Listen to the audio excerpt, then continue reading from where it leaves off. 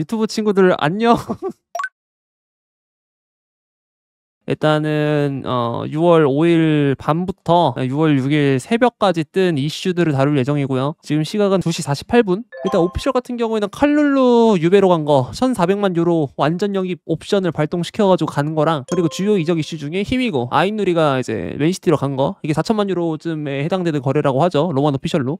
까지가 지금 나온 가장 하이라이트였고, 그 다음에 이제 첼시 이슈 넘어갈 텐데, 숄 해콜이라 그래갖고 기자가 있어요. 그렇게 막 공식력이 좋은지 모르겠는데, 첼시 쿠두스 역제안을 따로 받았다고 하고, 첼시가 이거를 지금 쿠두스를 애초에 영입 리스트에 없었는데 갑자기 웨스트햄이 역제안을 주니까 이거 영입 대상 리스트에 한번 넣어야 되나 말아야 되나 이거 고민하는 중이라고 해요. 그러니까 한마디로 지금 첼시 팬들 막 스트레스 받고 있을 거야. 또 레프트 오른발잡이 윙어가 아니라 왼발잡이 라이트 윙어 또 사오냐, 이 미친 새끼들아, 막 난리 날 수도 있는데, 이게 애초에 영입 대상 리스트에 없었는데 일단 기회를 주다 보니까 이거 한번 고려해 볼까 이 정도인 거지, 막 그렇게 열받을 필요는 없다고 생각해요. 그냥 기회가 열린 것 뿐이고. 그리고 이 희소식은 여기서 끝나지 않습니다. 최근에 웨스트햄이 벨로버츠라는 그 첼시의 키퍼 담당자, 그러니까 정확히는 케파를 부활시킨 진짜 최고의 골키퍼 코치, 첼시가 골키퍼 코치 안에서는 정말 자부심이 강해요. 벨로버츠라는 사람이 실력이 너무 좋아가지고. 근데 그 사람이 원래 브라이튼에서 포터랑 같이 사단으로 넘어왔잖아, 첼시로. 그래서 포터가 벨로버츠를 되게 좋아하는데, 근데 웨스트햄에서 지금 포터가 있다 보니까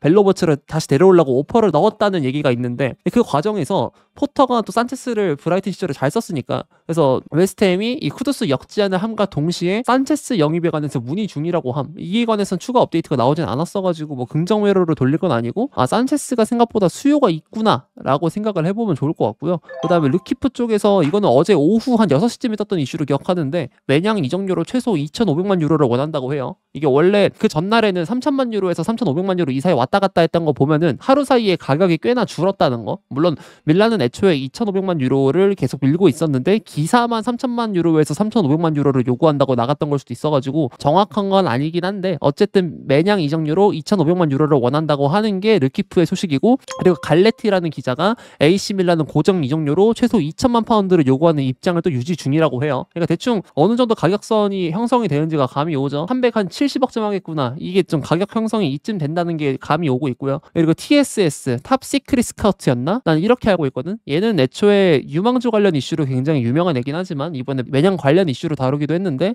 매냥은 첼시의 제안을 수락했다고 하고 개인 합의가 완료됐다는 뜻. 그리고 밀란 측에 이거 비드 들어오면 승인해주세요 라고 요구하고 있다고 합니다. 그러니까 밀란은 점차적으로 압박을 받고 있다고 하고, 실제로 판매를 빨리 해야 된다. 왜냐면 계약 기간이 1년 남았기 때문에. 그 과정에서 근데 다르코라는 ITK가 말하기로는 첼시와 밀란 간의 가격 의견차가 아직까진 크다고 합니다. 왜냐면 첼시는 애초에 1,000만 파운드를 책정을 했다는 소식이 어제까지 있었는데, 근데 밀란은 2천만 파운드를 요구하고 있다 보니까 뭐 차액은 1,000만 파운드밖에 되지 않지만 그래도 2배 차이가 나고 있죠.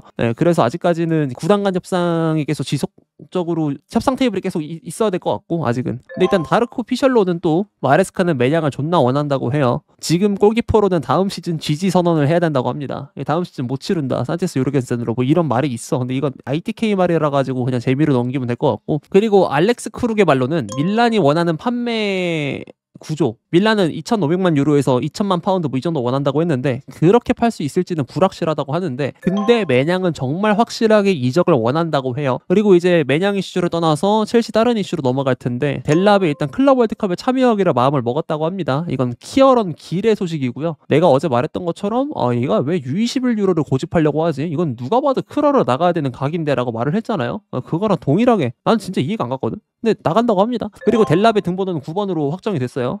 피터 우스굿을 오마주했던 사진이 있었고, 그렇다 보니까 이건 어느 정도 유추가 가능하기도 했고, 그리고 첼시도 슬슬 이제 9번을 비워놓을 순 없어. 9번의 저주라고 하더라도, 루카쿠에 관한 트라우마가 담겨있는 번호라고 하더라도 축구 역사에서 9번이라는 번호의 상징성은 무시할 수가 없기 때문에 10번도 그렇고 뭐 7번도 그렇고 11번도 그렇고 다 상징성이 있는 번호야. 원래 1번부터 11번까지는 보통 그런데, 근데 그 중에서도 가장 하이라이트가 되는 곳이 원래 9번하고 10번하고 7번이에요. 이거 3개가 제일 핫해. 이거 3개 중에서 9번을 너무 기피한답시고 비워버리는 건 말이 안 되긴 해가지고 일단 9번을 델랍한테 준 것 같고요. 그리고 이제 파머가 무드릭의 번호를 강탈했습니다. 10번을 달았고요. 무드릭의 약물 이슈가 떴을 때 이거 파머 10번 주는 거 아니냐, 이 우스갯소리로 나오긴 했었는데, 근데 실제로 이게 이루어지고 있으니까 좀 놀라운 느낌? 이렇게 빨리 뺏을 줄 몰랐어요. 이러면 무드릭이 좀 기가 죽긴 할 텐데, 근데 기가 죽든 말든 지가 한 짓을 생각을 해야 되긴 하니까 뭐 할 말이 없을 거라고 생각하고, 토트넘 하스퍼 소식으로 넘어가자면 멜로가 또 기사를 냈는데, 포스텍이 지금 영국에서 발견됐다고 합니다. 영국으로 복귀를 했다는 소식이죠. 휴가를 마치고 돌아왔는데 곧 도축 여부가 결정이 된다고 합니다. 그러니까 경질 여부가 결정이 된다고 하는데, 근데 이게 웃긴 점이 포스텍 경질 위약금이 나는 원래 150억에서 200억 사이로 알고 있었거든요. 자녀 그 계약 기간까지 다 고려해서. 근데 포스텍 경질 위약금이 400만 파운드밖에 되지 않는다고 함. 이게 알고 보니까 리그 순위에 따라서 변동이 가능한 액수였다고 해요. 그러니까 포스텍이 리그를 개 버리는 바람에 포스텍 경질 위약금은 내려가고, 내려감과 동시에 유로파 리그 우승을 해버리니까 트로피 땄지, 챔스 티켓은 땄지, 근데 위약금은 낮지. 어떻게 보면 포스텍은 토트넘의 다크나이트로 볼 수도 있다. 구단을 위해서 위약금 이건 낮춰주고, 근데 본전 땄어, 트로피, 메이저 트로피 땄지, 거기 샘스티 있게 보장해줬지. 얼마나 효자입니까? 예, 진짜 멋있는 남자라고 생각을 하고요. 그리고 골드라는 기자 피셜, 골드도 이제 토트넘 1티어인데 포스텍이 떠나더라도 후임자는 빠르게 정해질 것이라고 합니다. 근데 이거 빠르게 정해야 되긴 해요. 나는 이거 리밋을 6월 30일 전까지 반드시 결정해야 된다고 봐. 프리시즌 들어가기 전까지 결정을 해놓고, 더 빠르면 좋고, 그렇게 해서 빠르게 진행을 해야 토트넘이 다음 시즌에 건전하게 시즌을 치를 수 있기 때문에 그렇게 봐야 된다고 보고, 그리고 경질 위약금 자체도 낮기 때문에 경질 위약금이 낮게 되면은 이제 다른 감독을 빼올 때 이제 바이아웃 지불, 위약금 지불을 해야 되잖아요. 뭐 이라올라 계약 파토시키려면은, 아니면 뭐 마르코 실바 계약 파토시키려면은 그렇게 해야 되기 때문에 그 위약금 지불에 관한 뭐 부담도 갖고 있을 수가 있는데, 그나마 포스텍의 경질 위약금이 또 낮기 때문에 다른 감독을 빼올 때 발생되는 이적료에 관해서는 부담 없이 소비가 가능한 상황이 됐고, 일단 나는 웬만해서는 경질 될 것 같긴 한데 일단 지켜봐야 될 것 같고요. 그 다음 이제 메뉴 소식. 스카이 스포츠에서 브랜트포드가 메뉴의 오프닝 비드 5,500만 파운드를 거절했다고 합니다. 브랜트포드는 참고로 6천만 파운드에서 6,500만 파운드 사이의 금액을 받으려고 하고 있고, 이게 실제로 그렇게 이루어졌을 시에는 은베모는 이적료 자체가 쿠냐랑 굉장히 흡사하죠. 쿠냐는 6,200만 파운드에 지금 오피셜이 떴는데 은베모도 그렇게 거래가 될 가능성이 충분히 있어 보이고, 그리고 은베모가 실제로 메뉴 쪽에 요구한 주급도 쿠냐랑 동급 대우 17만 파운드에서 20만 파운드 사이라고 했으니까 이 정도면은 한 3억 초중반 정도 하거든요. 아마 그 정도를 받게 될 수 있지 않을까 싶고, 근데 놀라운 사실은 여기서 벤 제이코스가 요케레스가 챔스 없이도 메뉴 이적이 가능하다고 해요. 이게 어떻게 된 거냐, 아주 많은 사연이 있고 길고 긴 스토리가 있는데, 사실 요케레스는 지난 시즌에 본인이 1억 파운드에 나왔음에도 불구하고 어떻게 보면은 유럽 1부 리그 큰 무대에서 뛰었던 지표는 스포르팅에서 1년을 보냈던 게 전부였음에도 불구하고 굉장히 좋은 평가를 받았어요. 실제로 아스날한테도 관심 받고 첼시한테도 관심 받고 막 이랬었는데, 뭐 자존감이 올라가지. 아, 나 좀 뭐 되는구나. 근데 다음 시즌에 더 대박을 쳐버렸어. 개인 기록상으로는 자신 있게 당당하게 시장에 딱 나왔는데 수요가 없어. 왜냐면은 생각보다 이 유망주 라인 쪽에서 터진 애들이 많아요. 지난 시즌까지만 하더라도 톱 기근이긴 했잖아. 근데 어린 애들이 또 없었어. 그래서 구단들이 우리가 장기적으로 굴릴 스트라이커 매물이 좀 없는데 그럼 얘라도 사야 되나 싶어가지고 이제 요케레스를 고려하고 있었는데, 근데 이번 시즌에는 갑자기 델라베 빡 터지고 에키티케 빡 터지고 이러니까 장기 프로젝트를 굴리는 게 요즘 트렌드란 말이에요. 첼시뿐만이 아니라. 그러니까 구단들이 세시코도 그렇고 그런 애들을 살 거면 샀지, 요케레스를 사지 않게 되는 그런 수요가 구성이 돼가지고 어쩌다 보니까 요케레스를 향한 니즈가 다 떨어졌는데, 그나마 이제 고려해볼 대상은 유벤투스 정도? 바르샤도 셀러리 캡이 지금 등록이 애매해가지고 얘를 누를 수가 없고, 근데 유베도 또 애매한 게 블라우비치 처리를 확실하게 해야 누르는 말든가 할 수 있어가지고 또 애매해서, 그래서 이게 돌고 돌아 어쩌다 보니까 메뉴가 갑자기 이제 요케레스랑 연결이 되고 있는데, 가격은 7천만 유로쯤으로 지금 보이고요. 근데 요케레스가 아마 4억 정도의 주급을 요구하지 않을까 싶어서, 메뉴가 이거를 만약에 지불을 하게 되면은 이거는 다른 부분에서의 보강이 좀 힘들지 않을까 싶어지긴 해. 근데 이게 요케레스가 매물로 나온다고 하더라도 누를지는 미지수긴 해요. 왜냐면은 호일룬을 매각을 확실하게 할 수 있을지가 애매해서. 그러니까 요케레스를 누르게 되면은, 안 그래도 쿠냐랑 온베버 왔을 때 지금 지르크지랑 호일룬 둘 중 하나 정리해야 된다는 말 나오고 있었는데, 요케레스 오면은 진짜 무조건 다 팔아야 돼. 이 판매 압박을 받을 거기 때문에 어떻게 될지 모르겠어요. 그 호일룬하고 지르크지를 어떻게 파냐에 따라서 이게 좀 갈릴 것 같고, 근데 메뉴가 생각보다 PSR 상태가 굉장히 좋아가지고 돈은 생각보다 있는 것 같더라고요. 그러니까 메뉴가 지금 메뉴 주식회사가 있고, 그 다음에 메뉴를 소유한 자회사가 있는데, 자회사 쪽에서 메뉴가 부담하고 있는 대출 같은 거를 합법적으로 이 장부에서 배제할 수 있다고 함. 그래서 메뉴가 실제로 소비를 한 액수가 3배가량 줄었다 하더라고요. 이건 이제 디에슬레틱 칼럼에 보면 나와 있는데, 그래갖고 이제 메뉴가 생각보다 현금 액수가 많아서 유케레스를 또 지를 수 있는 비경이 될 수 있을 것 같고, 유케레스를 지르고 그다음에 푸냐 지르고 은베모 질렀을 때 RL 라인 보강도 이뤄낼 수 있다. 근데 이게 자회사로 장부를 어떻게 돌려 막아가지고 하는 거 원래 FP 쪽에서 UEFA 쪽에서 인정 안 해주거든요. 내가 알기로는. 근데 이거 PSR은 못 막는단 말이에요. 왜냐면 PSR이 법에 허점이 존나 많아요. 만들어진 지 얼마 안 돼가지고. 그래서 요즘 이게 된 것 같은데 어쨌든 메뉴는 근데 사실 FFP랑 관련이 없잖아요.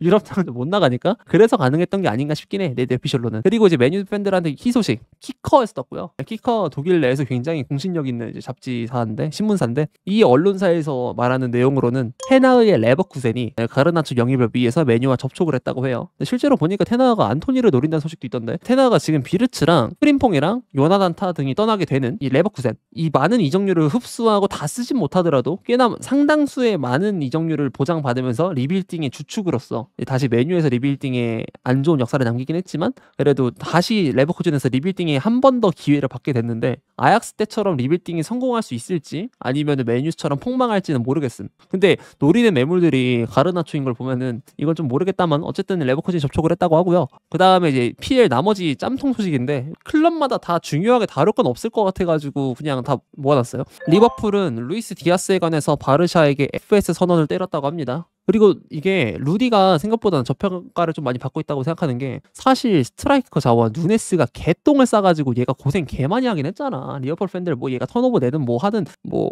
짜증날 수는 있어도 얘 기본 급여 자체가 이렇게 실력에 비해서는 굉장히 싼 편이고 그리고 사실 얘 아빠가 문제인 거지. 친아빠가 자꾸 바르샤 보내려고 엄플 존나 했잖아요. 그 아빠가 문제인 거지. 루디는 리버풀 사랑해. 바르샤 그렇게 가고 싶어하는 것 같지도 않아. 충성심도 좋고 한 거 보면은 뭐 솔직히 충분히 써볼 만도 해서 루디가 오늘 인터뷰 남겼어요. 다시 말씀드리지만 리버풀에서 정말 행복합니다. 합류한 첫 순간부터 잘 대해줬죠. 이적 시장이 열려있다 보니 당연히 다른 구단들과도 이야기 나누고 있는데 어떻게 될지 지켜봅시다. 리버풀과 재계약을 하든 아니면 그냥 남은 2년을 함께 보내든 어떻게 되든 전 행복할 것입니다. 리버풀이 결정한 문제입니다. 말 이렇게 예쁘게 하는데 내보낼 수 있습니까? 어쨌든 이것도 그렇고 그 다음에 지금 시장에서 레프트 윙어가 또 매물이 애매하다 보니까 리버풀이 아마 안 보내려고 하는 것 같아요. 근데 이 결정에 관해서는 리버풀 팬들도 조금은 노여움을 내지 말고 리버풀의 결정에 좀 존중을 할 수 있지 않을까 싶고 일단 그렇고 그다음 스카이스포츠 쪽에서 윙어 영입 리스트 아스날 쪽의 윙어 영입 리스트는 호드리고 니코 그리고 사네 로저스라고 하는데 호드리고는 애초에 잔류 의사가 너무 강해 보여서 힘들어 보이고 르로이 사네는 어제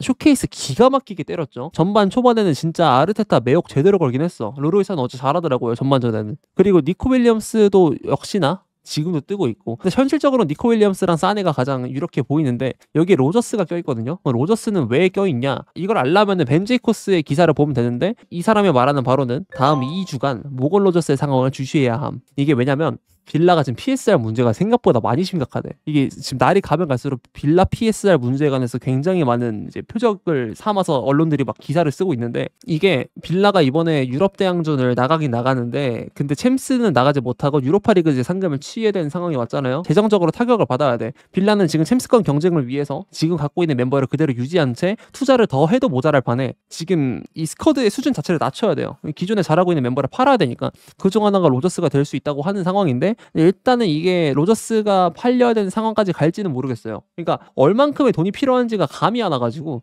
예를 들면 빌라가 갑자기 막 7천만 파운드가 필요해 6천만 파운드가 필요해 이러면 모건 로저스 팔아야지. 왜냐면 제이콜 램지로 그만큼 가격 못 받으니까. 소액일 경우에는 뭐 제이콜 램지가 아니라 와킨스를 팔아도 되고 램지를 팔아도 되니까 로저스가 실제로 나올지는 좀 더 봐야 될 것 같아요. 그리고 나서 이제 세리엔데 니콜로스키라가 파브리가스 코모와 재계약 임박이라고 함. 이게 왜 얘기를 하냐면 인테르가 원래 파브리가스랑 대화를 나누려고 했었는데 근데 거절당했다고 해요. 코모 쪽에서 잘랐대. 안 된다. 코모 어차피 돈도 많고 이적료 이거 그러니까 이 위약금 파브리가스랑 계약으로 묶여있는 위약금 받아봤자 우린 별로 뭐 욕심도 안 나고 데려갈 생각하지 마라. 우린 합의할 생각 없다. 이런 식으로 해가지고 거절을 때렸다고 함. 그 기사가 나오고 나서 지금 파브리가스가 코모랑 재계약이 임박했다는 내용이 나와 있고 이게 파브리가스가 무슨 느낌이냐면 코모에서 레스터의 마레스카처럼 장기 프로젝트의 가장 중요한 선봉장이 되는 감독으로 지금 여겨지고 있거든요.